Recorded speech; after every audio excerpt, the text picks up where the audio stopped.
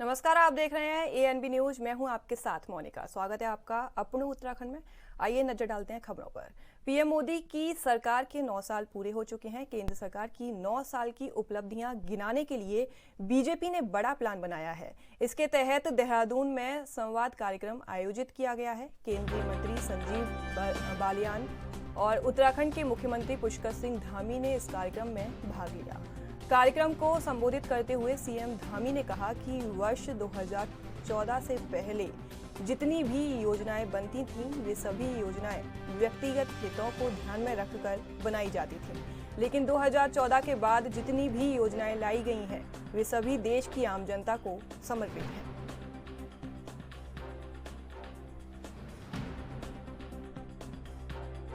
तो मैं समझता हूं कि अनेकों योजनाएं ऐसी हैं जिन योजनाओं के कारण से देश के एक बड़े वर्ग का उत्थान हुआ है, और उसमें से मुख्य रूप से गरीबी हटाओ, जो एक बार पहले बात चलती थी, कभी गरीबी नहीं हटी।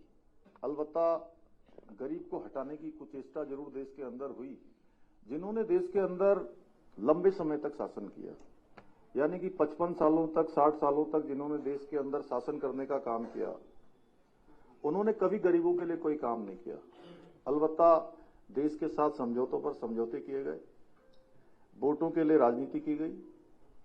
ये पहली सरकार है आजाद भारत के इतिहास में जिसने केवल और केवल सबके विकास के लिए काम किया है, सबके उत्थान के लिए काम किया है, और समाज के अंतिम छोर में खड़े हुए व्यक्ति को आगे लाने के लिए काम किया है। और पूरी दुनिया के अंदर भारत का मान सम्मान, स्वाभिमान और वैश्विक पहचान बढ़ाने का काम किसी ने किया है तो हमारे देश के आदरणीय प्रधानमंत्री नरेंद्र मोदी जी की नेतृत्व वाली सरकार ने। और योजनाएं लाने का काम हो, जनधन खाते खुलवाने हो,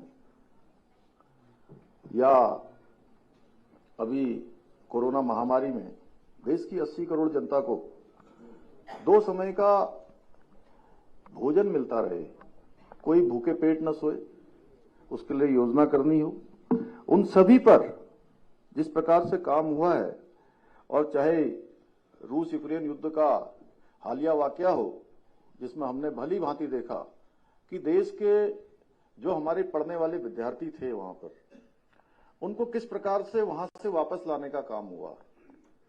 और काम ही नहीं हुआ, बल्कि उस युद्ध के समय में हमारे देश के प्रधानमंत्री मोदी जी के आह्वान पर दोनों ही राष्ट्रों ने युद्ध विराम किया और भारत के सारे बच्चे बाहर निकले। भारत के बच्चों के साथ देश दुनिया के ऐसे देश जो हमको कोसते रहते हैं, तमाम प्रकार से हमारे खिलाफ षड्यंत्र करते हैं, कोई अलगाववाद करते हैं, कोई जिहाद करते हैं, कोई आतंकवादी गतिविधियों को बढ़ावा देते हैं, ऐसे देश के बच्चों को भी यूक्रेन की सीमा से बाहर आने के लिए भारत का तिरंगा अपने कंधे पर लेना पड़ा। यह है नया भारत। इस नए भारत की पहचान पूरे विश्व में किस प्रकार से हुई है। हर भारतवासी का सीना चौड़ा हुआ है, पासपोर्ट भारत का।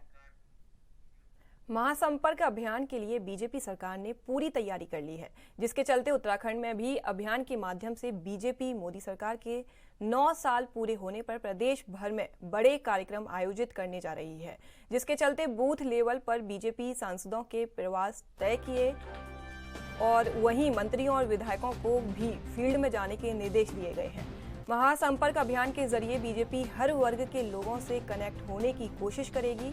इसके साथ ही 2024 के चुनावों की तैयारियों का आगाज भी होगा।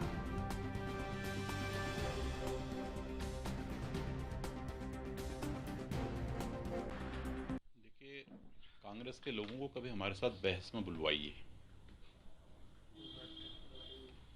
या तो कांग्रेस के लोगों को अपना चश्मा बदलना पड़ेगा, या वो चश्मा बदलना नहीं चाहते हैं, या मुझे ऐसा लगता है कि अब रोशनी आने का कोई चश्मा शायद डॉक्टर भी निर्मित नहीं कर पा रहा है उनके लिए, जो लोग इस बात को कह रहे हैं। मैं उनसे 9 नहीं 900 ऐसे काम बता सकता हूँ, 900 काम जो इन 9 वर्षों में हुए हैं। अगर आप कामों की बात करोगे तो आपकी ये जो हम लोग बात कर रहे हैं, इसमें कई घंटे लग जाएंगे। मैं मोटे मोटी चीज़ें आपको बता दूं। जब 2014 में हमने सत्ता संभाली थी, 4 किलोमीटर 5 किलोमीटर सड़क बन रही थी। आज 50 किलोमीटर देश की सड़क बन रही है। किसी ने कल्पना की थी क्या कि मैं देहरादून की बात कर रहा हूं, देहरादून से बद्रीनाथ धाम जाने में 10 घंटे 12 घंटे लगेंगे, देहरादून से सीमांत जनपद पिथौरागढ़ जाने में 8 घंटे लगेंगे, लखनऊ से दिल्ली आने में 5 घंटे 32 मिनट लगेंगे, दिल्ली से मुंबई जाने में 12 घंटे लगेंगे। ये क्या कांग्रेस की कल्पना में था कभी? ये पूछो कांग्रेस के लोगों से, वो 9 प्रश्न की बात कर रहे हैं। मैं दूसरी बात ये बता सकता हूं कि जब 10-5 हजार एमबीबीएस के डॉक्टर निकल रहे थे देश में, आज 1 लाख से अधिक डॉक्टर निकल रहे हैं। इतने मेडिकल कॉलेज हम लोगों ने खोले हैं।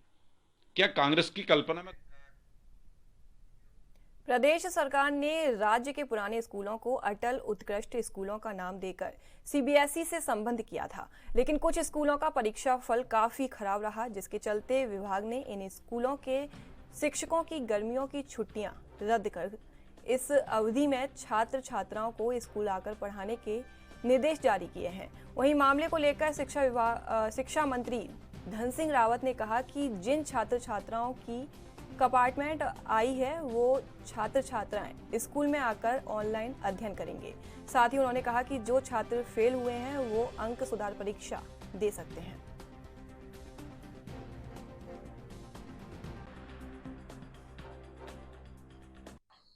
देखिए, आपने देखा होगा कि इस बार हमारा उत्तराखंड बोर्ड का रिजल्ट बहुत अच्छा रहा है और 8% से लेकर 9.5% रिजल्ट हमारा उछाल आई है। जहां तक अटल स्कूलों की बात है तो वो सीबीएसई सिस्टम था और पहली बार हमारे बच्चे जो है अंग्रेजी माध्यम से परीक्षा देने गए, उसकी भी हमने समीक्षा कर दी। उसका भी एक अच्छा हम वो बना रहे हैं कि बच्चे कैसे हमारे उन स्कूलों में भी अच्छे ढंग से पास हों। और साथ में हमने एक बड़ा निर्णय कर दिया कि जो भी बच्चे फेल हो रहे हैं वो अंक सुधार परीक्षा इस बार दे सकते हैं। ये भी देश का पहला राज्य हो गया है कि अब बच्चे अंक सुधार भी दे सकते हैं।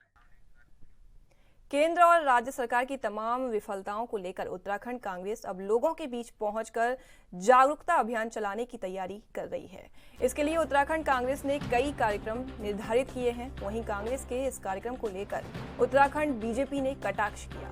बीजेपी के प्रदेश अध्यक्ष महेंद्र भट्ट ने कहा कि जो पार्टी पहले से ही घिरी हुई है वो दूसरों को क्या घेरेगी।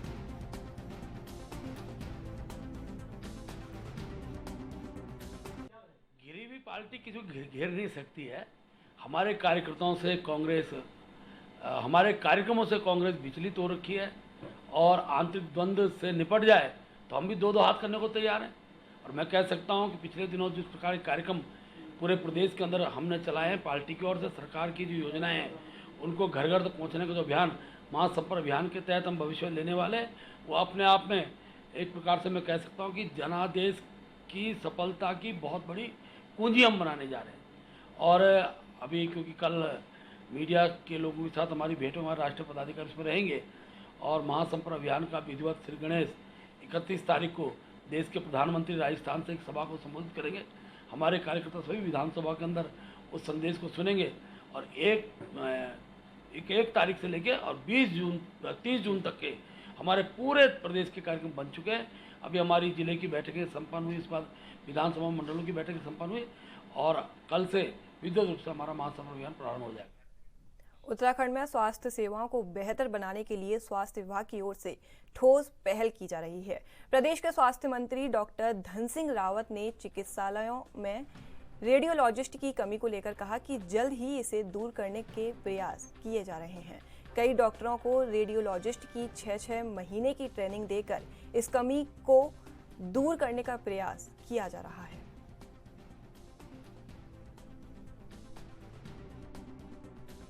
देखिए, रेडियोलॉजिस्ट की कमी अब इसलिए नहीं होगी कि अब हमने सभी हॉस्पिटलों में पीजी करने पे विशेष ध्यान दे रहे हैं। साथ में ये भी कर रहे हैं हम कि जो हमारे गायनो वाले डॉक्टर हैं या अन्य डॉक्टर हैं जो कि 6-6 महीने का रेडियोलॉजिस्ट का कोर्स उनसे करा रहे हैं, एम्स से भी करा रहे हैं और मेडिकल कॉलेज से भी कराएंगे। मुझे लगता है कि धीरे धीरे हमारे यहाँ रेडियोलॉजिस्ट की भी दिक्कत नहीं होगी। साथ में अब मैं ये भी कर रहे हैं कि जो अच्छे डॉक्टर हैं, सर्जन हैं, उनको अच्छी तनख्वाह पे भी हम नौकरी देने का हमने किया है। विज्ञापन भी उसका निकल गया है और उसमें लगभग 72 डॉक्टरों ने यहाँ ज्वाइन भी कर लिया है। मुझे लगता कैबिनेट मंत्री गणेश जोशी हरिद्वार दौरे पर रहे। इस दौरान उन्होंने हरिद्वार आश्रम में पहुंचकर जूना अखाड़ा के महामंडलेश्वर स्वामी अवधेशानंद गिरी महाराज से शिष्टाचार मुलाकात की और उनका आशीर्वाद भी प्राप्त किया।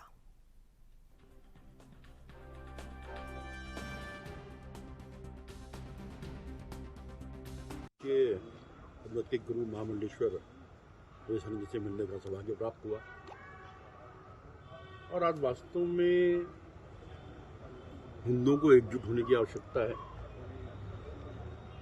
हिंदू जातियों में बटा हुआ है, धर्मों में बटा हुआ है और आज एकजुट है तो ऐसे ही संतों की वजह से है।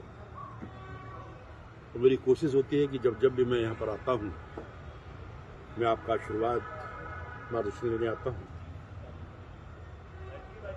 और जो अनुभव आपके हैं, क्योंकि आप हिंदुस्तान में नहीं पूरे विश्व में आप जाते हैं, जिस प्रकार से आज मुस्लिम कंट्रीज लगातार हर कंट्री के अंदर अपना प्रभाव बढ़ा रही हैं। फ्रांस में चले जाइए, इंग्लैंड में चले जाइए, ये आने वाले भविष्य के लिए खतरा है। ऐसे में हमको सजग रहना होगा और ऐसे संतों के मार्गदर्शन में हमें काम करना होगा और जो हम लोग बटे हुए हैं। केंद्रीय रक्षा राज्य मंत्री अजय भट्ट हल्द्वानी दौरे पर रहे, जहां उन्होंने एमबी इंटर कॉलेज परिसर में रोजगार मेले का शुभारंभ किया। इस दौरान रोजगार मेले में सिडकुल की विभिन्न कंपनियों द्वारा 2500 पदों के लिए साक्षात्कार शुरू किया गया। इस मौके पर जिला प्रशासन और सेवा योजन विभाग के अधिकारी भी मौजूद रहे। वहीं अजय भट्ट ने कहा कि सरकार जहां एक ओर सरकारी भर्तियों में तेजी लाकर युवाओं को रोजगार दे रही है, तो वहीं निजी क्षेत्रों में भी तकनीकी शिक्षा प्राप्त करने वाले युवाओं को रोजगार के पूरे अवसर प्रदान किए जा रहे हैं।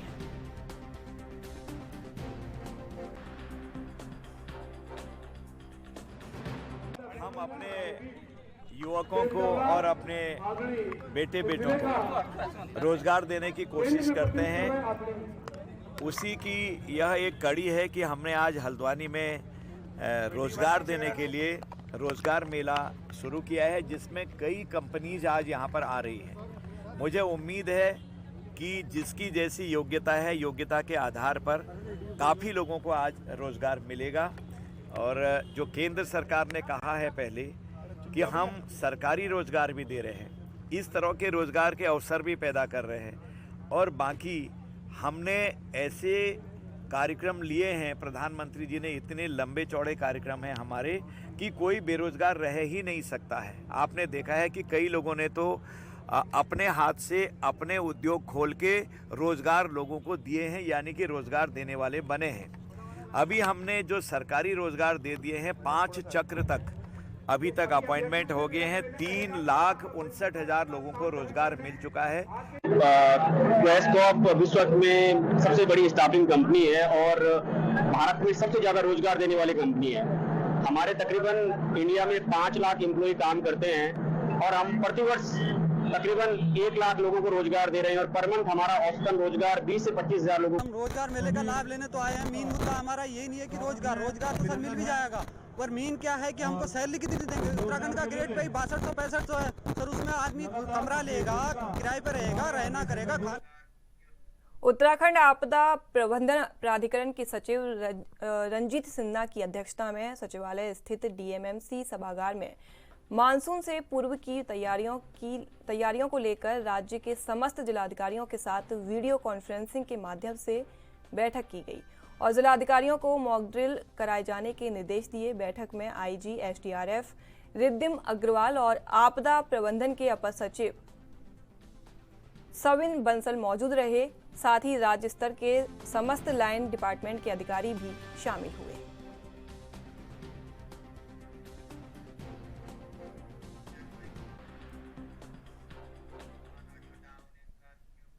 हरिद्वार में जूना अखाड़े के महामंडलेश्वर और श्यामपुर कांगड़ी स्थित बाबा वीरभद्र सेवाश्रम न्यास आश्रम के परमाध्यक्ष स्वामी गर्भगिरी महाराज के 15वें संन्यास दीक्षा दिवस को बड़े ही धूमधाम से मनाया गया। बता दें कि माया देवी मंदिर प्रांगण से भव्य शोभा यात्रा शुरू होकर श्यामपुर कांगड़ी स्थित आश्रम में संपन्न हुई। इसमें संत महंत सहित भारी संख्या में श्रद्धालु भक्तों ने भाग लिया। इस मौके पर महामंडलेश्वर स्वामी गर्भगिरी महाराज द्वारा बाबा वीरभद्र सेवा संगठन की स्थापना की गई, जो पूरे देश में गरीब और अनाथ बच्चों की शिक्षा के साथ ही गरीब लड़कियों की शादी कराने का कार्य करेगा।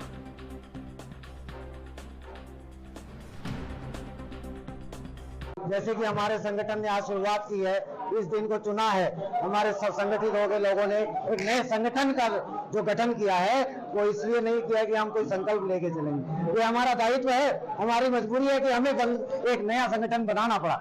इस संगठन का कोई राजनीतिक और कोई किसी दल से लेना देना नहीं। ये हमने संगठन बनाया है समाज की सेवा के लिए, गरीब बच्चों की और अनाथ बच्चों की और कन्याओं की सेवा करता रहा है।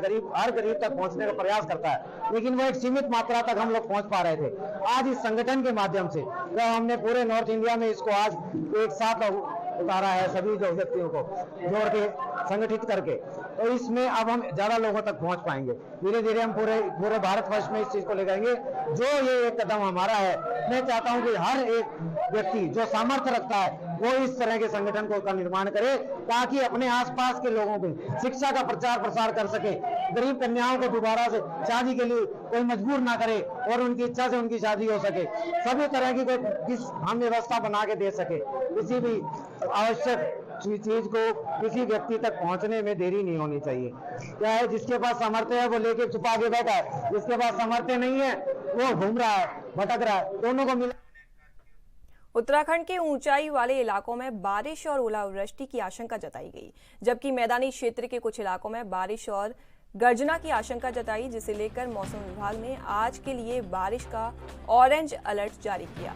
और मौसम विभाग के पूर्वानुमान के अनुसार ही अल्मोड़ा में अचानक तेज हवाओं के साथ बारिश और ओलावृष्टि हुई, जिससे तापमान में गिरावट आई और क्षेत्र में ठंडक बढ़ गई।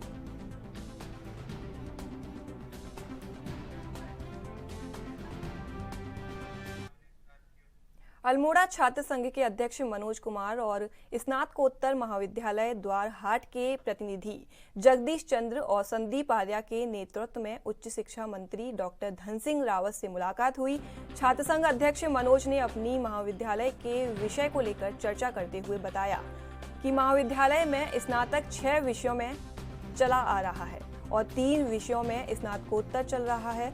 छात्र संघ में अपनी बात रखते हुए कहा कि स्नातक में अन्य विषय भी बढ़ाए जाएं, जैसे कि भूगोल, संस्कृत, गृह विज्ञान, शिक्षा शास्त्र, मनोविज्ञान, साथ ही स्नातकोत्तर में हिंदी, अंग्रेजी, अर्थशास्त्र, जिससे कि हमारे क्षेत्र के छात्र छात्राओं को इन विषयों का लाभ प्राप्त हो सके, क्योंकि राजकीय इंटर कॉलेज में इन विषयों का ज्यादा प्रचलन होने के कारण कॉलेज में ये विषय न होने के कारण विद्यार्थियों को कई समस्याओं का सामना करना पड़ता है।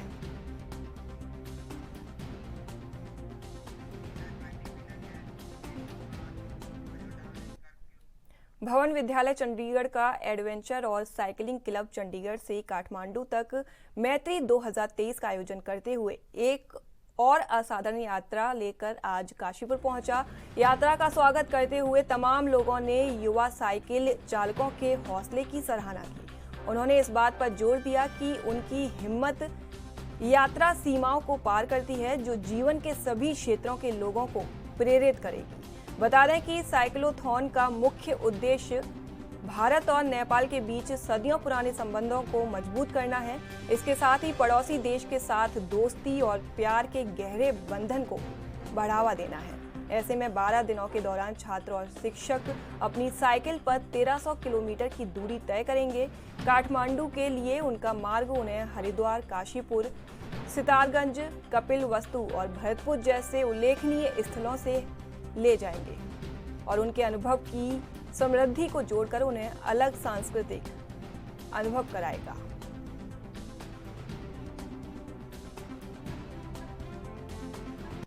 इंडो नेपाल यात्रा इन बच्चों ने जो है भारत विद्या मंदिर अपने चंडीगढ़ से 27 सेक्टर 27 में इनका विद्यालय वहाँ से शुरू करी है। तो मैं इन बच्चों को पहले तो बधाई देता हूँ कि इन्होंने एक बड़ा कदम उठाया है और निश्चित रूप से साइकिल पर ये यात्रा करना 1300 किलोमीटर की ये बच्चों के लिए एक बधाई का पात्र है ये।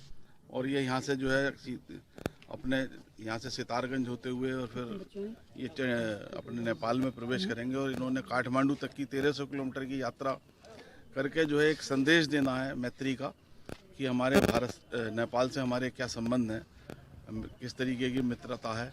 और मैं आपको ये भी बताना चाहता हूँ कि उत्तराखंड से जो नेपाल के संबंध हैं वो रोटी बेटी वाले हैं और यहाँ पर बहुत सारे परिवारों में वहाँ की लड़कियाँ हैं, बहुत सारे परिवारों में यहाँ की वहाँ लड़कियाँ हैं, शादी विवाह भी यहाँ पर होते हैं और दिन रात का आने जाने का संबंध उत्तराखंड से जो नेपाल सीमा से है वो है, चाहे वो पिथौरागढ़ से हो, चाहे यहाँ सितारगंज से हो, इधर साइड से ये लोग आना जाना लगा रहता है। और निश्चित रूप से हमारा जो है वो बहुत पुराना मित्र है नेपाल और उसे और मजबूती देने के लिए और प्यार के संबंध बढ़ाने के लिए जो बच्चों ने ये यात्रा शुरू करी है तो मैं इन्हें बहुत बधाई देता हूँ कि अगर इस तरीके से हम लोग अपने संदेश देंगे और यहाँ से इस तरीके के कार्य करेंगे तो निश्चित रूप से जो है वो हमारे संबंधों में और मैं इस यात्रा का श्रेय अपने पेरेंट्स को देना चाहता हूँ क्योंकि मेरे पेरेंट्स खुद ही अंतर्राष्ट्रीय para table tennis sports person हैं और उनसे मुझे बहुत प्रेरणा मिलती है ताकि मैं अपनी ज़िंदगी में बहुत अच्छे अच्छे चैलेंजेस कर सकूँ। इसलिए मैं अपनी लिमिट्स को टेस्ट करने के लिए कि मैं कितना साइकिल चला सकता हूँ, मेरे कितना सहनशीलता है, इसलिए मैंने नेपाल चूज़ करा। और नेपाल एक बहुत मेरी अपॉर्चुनिटी थी क्योंकि ये भवन विद्यालय पहला स्कूल। अन्नदाता किसान यूनियन के राष्ट्रीय अध्यक्ष सरदार गुरमुख सिंह के नेतृत्व में हरिद्वार में 2 दिवसीय धरना प्रदर्शन चल रहा है, जिसमें किसान मोदी सरकार और केजरीवाल सरकार पर जमकर बरसे। किसान नेताओं का कहना है कि जिस तरह सरकार ने पहलवानों की दुर्गति की है वो दुखद है। किसान नेता गुरमुख सिंह ने कहा कि मोदी जी ने बेटी बचाओ और बेटी पढ़ाओ का नारा दिया था, लेकिन जंतर मंतर पर पहलवान बेटियों की दुर्गति की जा रही है। अब उन पर झूठे मुकदमे करवाए जा रहे हैं। केजरीवाल सरकार ने खादर में हजारों किसानों के घर बुलडोजर से बर्बाद करवा दिए, जिसका पुरजोर विरोध किया जाएगा। किसान नेता ने कहा कि यहां से किसानों की टोली बेटियों के समर्थन के लिए दिल्ली जाएगी।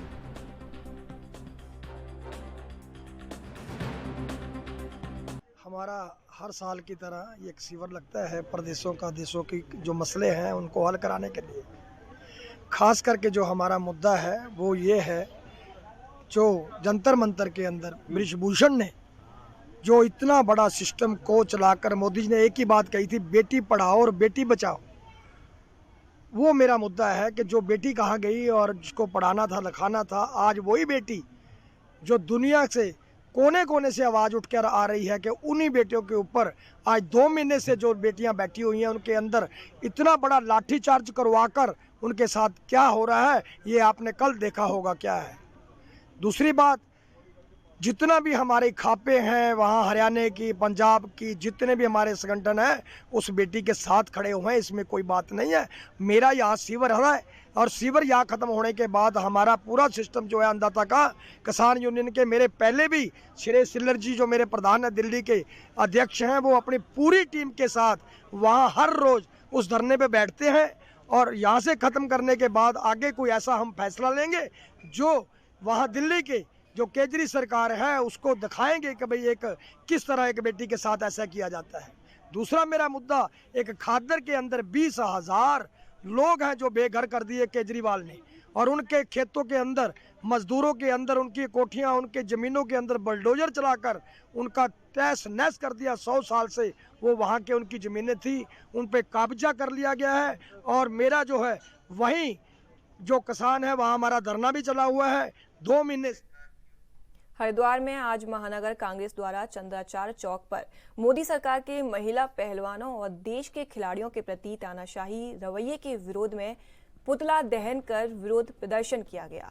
जिलाध्यक्ष राजीव चौधरी ने कहा कि महिला पहलवान पिछले 1 महीने से जंतर मंतर पर ब्रजभूषण सिंह की गिरफ्तारी को लेकर धरने पर बैठी हुई हैं। लेकिन अफसोस की बात यह है कि जिस दिन लोकतंत्र के सबसे बड़े मंदिर संसद भवन का उद्घाटन हो रहा था, एक राजा का राज अभिषेक हो रहा था और दूसरी तरफ देश के खिलाड़ियों के साथ पुलिस की बर्बरता पूर्वक कार्रवाई और उनके खिलाफ आनन फानन में दर्ज किए हुए मुकदमे इस बात का सबूत हैं कि देश की सत्ता अपने खिलाफ उठती हुई हर एक आवाज से डरती है।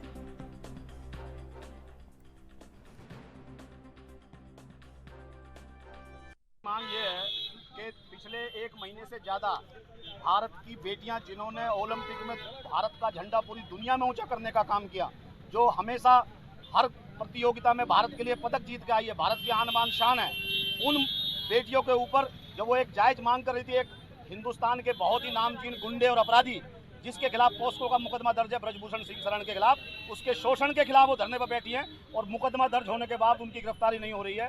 कल नरेंद्र मोदी जहां एक तरफ राष्ट्रपति का, एक आदिवासी राष्ट्रपति महिला का अपमान करके उन्होंने अपने आप को हिटलरशाही तरीके से इस तरह संसद का उद्घाटन किया, वहीं दूसरी तरफ उनकी पुलिस ने और गृह मंत्री के संरक्षण में, अमित शाह के संरक्षण में उन बेटियों के साथ बहुत बर्बरता की है, लाठीचार्ज किया है। हम इसकी निंदा करते हैं और नरेंद्र मोदी जी से ये निवेदन करना चाहता हूं, अगर आपके अंदर शर्म बची हुई है, आपके अंदर थोड़ी सी लिहाज बची हुई है, तो जो बेटियां देश का नाम रोशन करी हैं उनको न्याय दें और ब्रजभूषण सिंह को तुरंत ब्रजभूषण को गिरफ्तार किया जाना चाहिए। ये कैसा डर है नरेंद्र मोदी जी का, ये कैसा डर है अमित शाह का, ऐसा कौन सा राज उनका ब्रजभूषण सिंह के खिलाफ है कि पॉस्को का मुलजिम होने के बावजूद उसकी आज तक गिरफ्तारी नहीं हुई है। हिंदुस्तान की पहली घटना है कि कोई पॉस्को का मुलजिम हो और उसको गिरफ्तारी ना की गई हो। ये ऐसा कुछ ना कुछ राज जरूर है नरेंद्र मोदी जी और अमित शाह का ब्रजभूषण सिंह के पास कि वो उसको गिरफ्तार नहीं कर रहे हैं। एक अपराधी, एक गुंडे, माफिया, बदमाश के सामने झुके हुए हैं, ऐसा क्या डर है? मैं मांग करना चाहता हूं, अगर नैतिकता उनके अंदर है तो या तो इस्तीफा दे दें, नहीं तो इन बेटियों को न्याय दें और उसे गिरफ्तार करें। तो फिलहाल के लिए मेरे साथ बस इतना ही। देश विदेश की तमाम बड़ी खबरों को देखने के लिए देखते रहिए ANB न्यूज। नमस्कार।